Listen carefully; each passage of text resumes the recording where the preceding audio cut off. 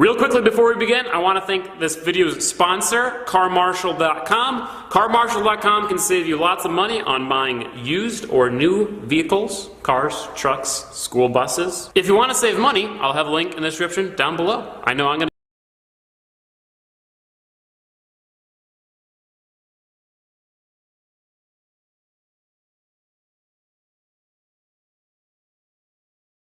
Multiple felony crimes by Michigan State Police. Detectives leads to arrest of licensed Michigan medical marijuana practitioner. Do you believe that police should commit felony crimes against the people of the state to enforce the laws of the state for the people? The police do.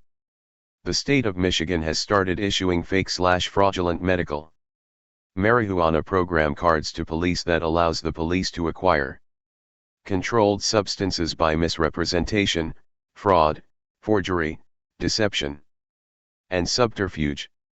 MCL 333.7407 Prohibited conduct, violation as felony, penalty. Sector 7407. 1. A person shall not knowingly or intentionally c. acquire or obtain possession of a controlled substance by misrepresentation, fraud, forgery, deception, or subterfuge. 3. A person who violates this section is guilty of a felony, punishable by imprisonment for not more than 4 years, or a fine of not more than $30,000, or both. Ted Visner is now on trial for lesser alleged crimes than those committed by the police and Lara with the specific intent to entrap him. In the 4 criminal cases against Visner, probable cause was created only after the police committed multiple felonies by acquiring controlled substances by misrepresentation, fraud, forgery, deception and subterfuge in direct and obvious violation of MCL 333.7407.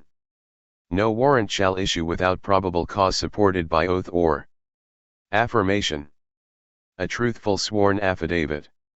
Government official Gatsa of Bayonet neglected to mention in his sworn affidavit in application for warrant in Visner's case that he had conspired to acquire, attempted to acquire and did in fact acquire controlled substances under false pretenses in violation of Michigan law in order to invent a probable cause theory to arrest Visner and steal his property, and attempt to kidnap his 1-year-old baby.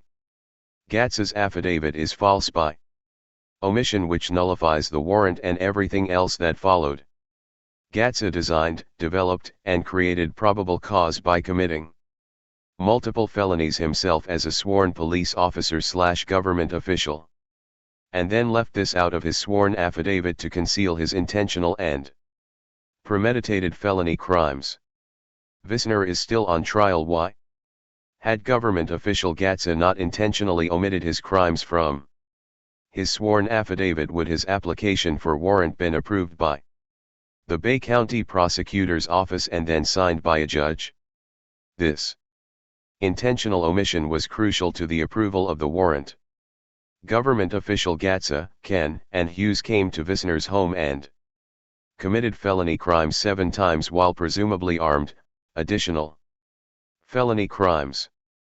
Although these 7 encounters with these government officials are detailed in Gatsa's sworn affidavit for warrant, it is never mentioned once that this government team presented fraudulent Michigan medical marijuana program cards at Visner's request at each encounter.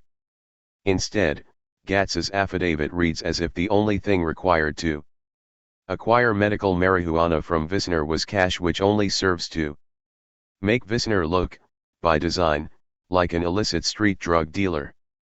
Attached to this document is an unsigned officer safety caution that contains the opinions and feelings of unknown people that work as Michigan State Police officers and their specifically unstated law enforcement partners that is kept and maintained absent proper due process with, according to them, no mechanism to dispute or to rebut. With this information, can you surmise how fair Visner's trial will be? Knowing that all the authorities in Bay County have this same information, but instead of dismissing the alleged crimes that Visner is accused of, have instead gagged these proceedings to conceal these and other crimes while actively sharing the slanderous and defaming statements about Visner contained in secret police files leaked to the media attached.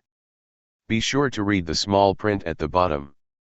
Quote, "My name is Ted Visner and I am not anti-government but rather anti-criminal government and pro-constitutional republic.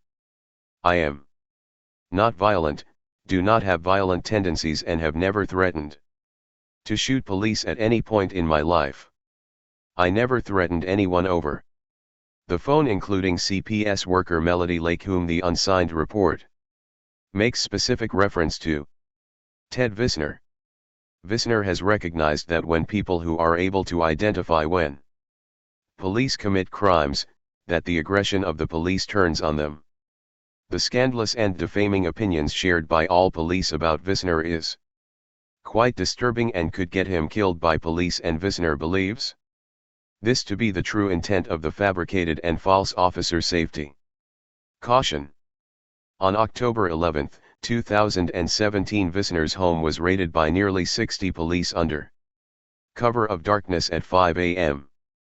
Visner was thrown in jail and held there for 56 days while denied bail and denied the ability to participate in his own defense by Judge Mark Janer, while more than $1.5 million of property was stolen from his home by police. To get out of jail, to purchase his freedom, Visner was forced to agree with the temporary forfeiture of his Second Amendment gun rights and the ability to protect himself, family and property, in addition to his constitutionally secured right to freedom of speech, so that he cannot make known the criminal acts of the police, prosecutors, and judges in Bay County, Michigan. All of Visner's alleged drug charges are for the delivery and manufacture of the controlled substance, marijuana, when Visner was licensed by the state of Michigan in the medical use of marijuana as a dispensing practitioner/caregiver licensed to deliver/manufacture the controlled substance, marijuana, to assist registered qualifying patients in the medical use of marijuana to treat or alleviate their debilitating medical condition. Bay County Prosecutor Bernard Copolino is fully aware of the fact that the police involved committed multiple felonies, so they could charge Visner as a felon, as the three officers, Gatsa, Hughes and Ken, admitted and confessed to their crimes under oath in testimony on October 26 and 11-02. 17. Copolino has been willingly convinced that Visner is a domestic terrorist and compared Visner to Timothy McVeigh in court because of the scandalous and defaming officer safety caution. Had the police not committed multiple felony crimes to entrap him, Visner would not be on trial. Visner is in real trouble here and needs all the help he can get. Visner is considered a threat because he is willing to speak at events and to groups and clubs about the subversion of the same voter initiative that supposedly made medical marijuana legal in Michigan. Ted Visner's contact information: Ted Visner, phone 989-954-2814 and email, mejusticeleague@gmail.com. Yours in truth, liberty, and freedom. Hey Charlotte County, this is Charlotte County COPWATCH, and I just wanted you to know that I am using this stuff under fair use. And also remember to like and subscribe this channel. Also too, keep in mind I do not make any money on YouTube. This is 5 hours work a day, you know, fighting for freedom. And you can donate with PayPal and Patreon. I just want you to think about this. If everybody gives to PayPal and Patreon, Patreon is every month. Actually, PayPal you can do every month. I have 12,000 subscribers. If everybody gives, I can quit my regular job and go full-time investigations on Charlotte County, and possibly even more and beyond. So just keep that in mind. If everybody helps out, I can go full-time doing this. Thanks.